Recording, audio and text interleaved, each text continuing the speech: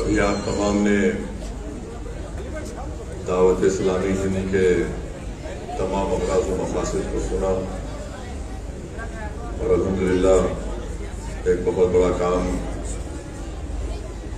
حیدرآباد میں اور وطن عزیز کے مختلف ریاست میں شہروں میں انجام دیا جا رہا ہے۔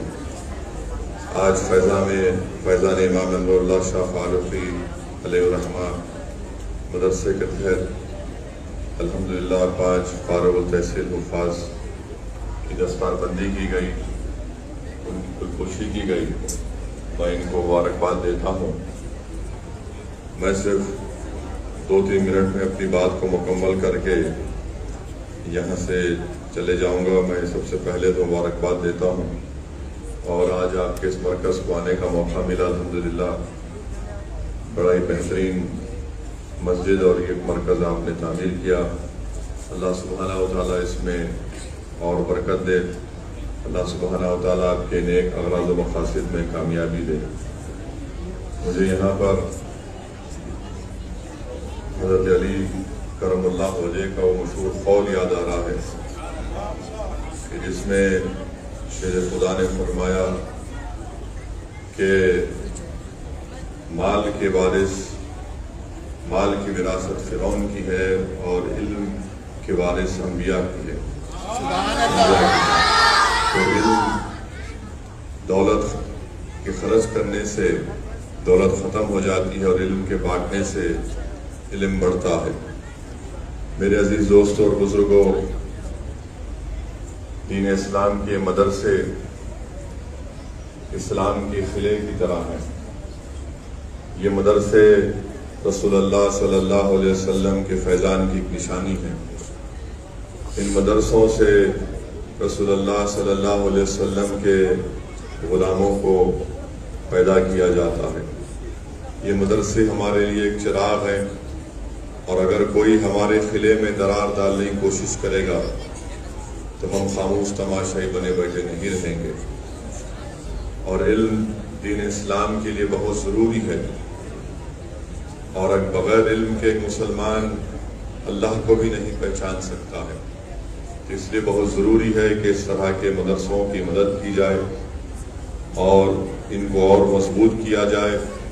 ہمارے وطن عزیز میں مختلف مقامات پر مدرسوں کو ٹارگٹ بنایا جا رہا ہے۔ میں صرف اتنا ہی کہوں گا، مجھے یہاں پر محمود غزنوی کا وہ قصہ یاد آتا ہے کہ محمود غزنوی کے دل میں 3 شک پیدا ہو گئے۔ ایک شک یہ پیدا ہوا کہ کیا میں واقعی میں اپنے باپ سبکت الدین کا بیٹا ہوں۔ دوسرا، محمود غزنوی کے دل میں دوسرا شک یہ پیدا ہوا کہ کیا واقعی میں علماء انبیاء کے وارث ہیں۔ تیسرا، اس کے دل میں شک پیدا ہوا کہ کیا واقعی میں قیامت ہوگی۔ تو لکھنے والے نے لکھا کہ محمود غزنوی ایک دن رات میں کسی ایک مقام سے گزر رہا تھا۔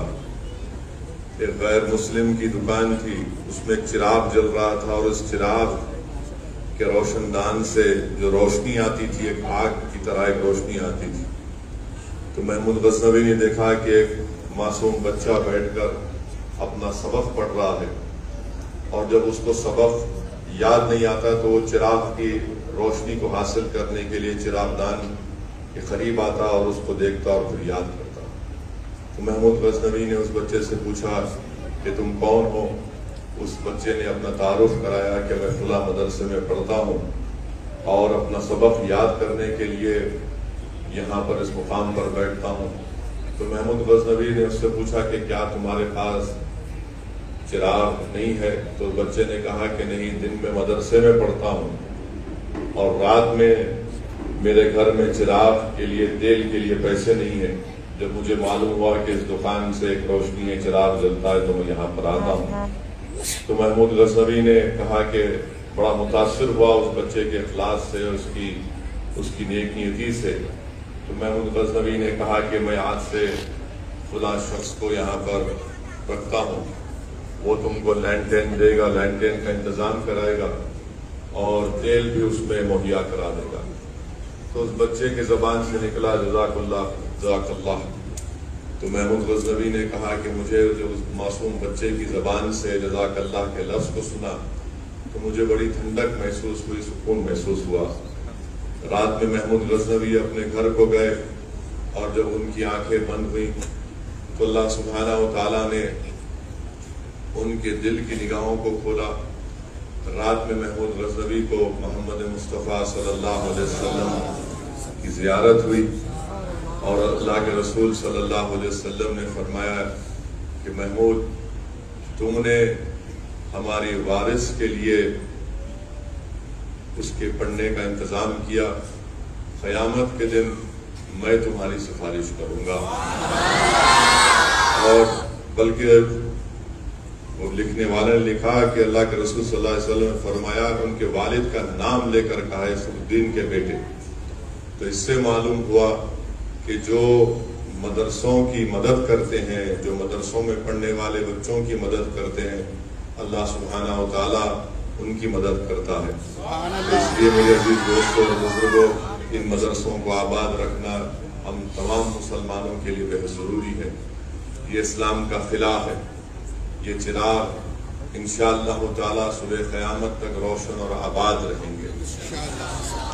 اسی لیے مشکات شریف کے حدیث میں اللہ کے رسول صلی اللہ علیہ وسلم نے فرمایا کہ ایسے لوگ بھی ہوں گے جو بغیر حساب اور کتاب کے، بغیر عذاب اور بغیر حساب اور کتاب کے جنت کے دروازے تک پہنچ جائیں گے۔ تو رسول اللہ صلی اللہ علیہ وسلم نے فرمایا کہ ایک وہ ہوں گے جو اللہ کی راہ میں شہید ہو جاتے ہیں، دوسرے وہ جو حج کرتے ہیں، حج کے دوران گالی گلوچ نہیں کرتے، فتنہ و فساد نہیں کرتے، تیسرے وہ رہیں گے جو عالم رہیں گے اور بعمل عالم دین ہوگا، چوتھا وہ شخص ہوگا جو سخی ہوگا، جو حلال کی کمائی سے انسانیت کی مدد کرے گا، حق کی مدد کرے گا بغیر کسی شہرت یا کسی کو بتائے۔ تو جب ان چار لوگوں کو جنت کے دروازے پر بغیر کسی حساب کے عذاب کے پہنچا دیا جائے گا تو ان چاروں میں بحث ہوگی کہ سب سے پہلے جنت میں کون جائے گا۔ اللہ سبحانہ و تعالی حضرت جبریل امی کو بھیجائے گا کہ آپ جا کر اس کا فیصلہ کرو۔ حضرت جبریل اس شخص سے پوچھیں گے جو شہید تھا، اس سے پوچھیں گے کہ تو نے اللہ کی راہ میں اپنی شہادت کیوں پیش کی؟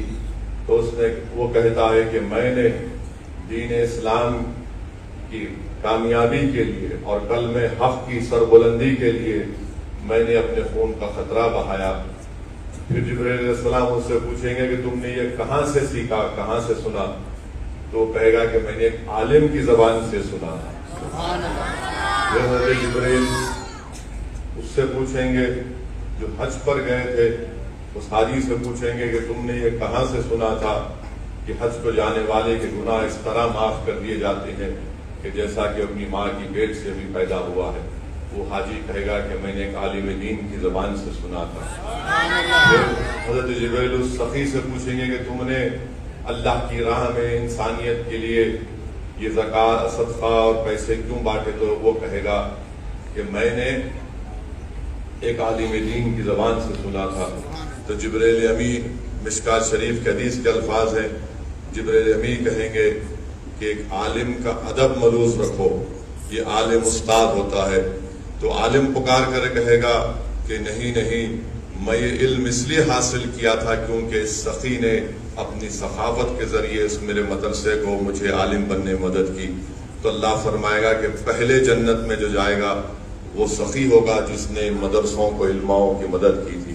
تو میرے عزیز دوستوں اور بزرگوں، علماء کرام کی زبانوں سے میں نے سنا ہے کہ اللہ سبحانہ و تعالیٰ نے رسول اللہ صلی اللہ علیہ وسلم کو دنیا سے اگر کسی چیز کو مانگنے کو کہا ہے وہ علم کی زیادتی کو۔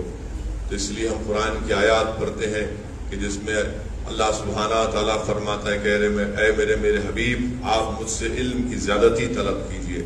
تو میرے عزیز دوستوں اور بزرگوں، قابل مبارکباد ہیں وہ لوگ، وہ بچے، وہ ماں باپ اور وہ مدرسے کے تمام ذمہ داران جو ان مدرسوں میں تعلیم حاصل کرنے والے ان ننھے اور منھے بچوں کو حافظ بنا رہے ہیں، عالم دین بنا رہے ہیں، تاکہ وہ لوگ انسانیت کو سمجھا سکیں، جہالت سے ان کو نکال سکیں، فتنہ اور فساد برپا کرنے والوں سے لوگوں کو بچا سکیں۔ تو مبارکباد دیتا ہوں دعوت اسلامی کے تمام ذمہ داروں کو۔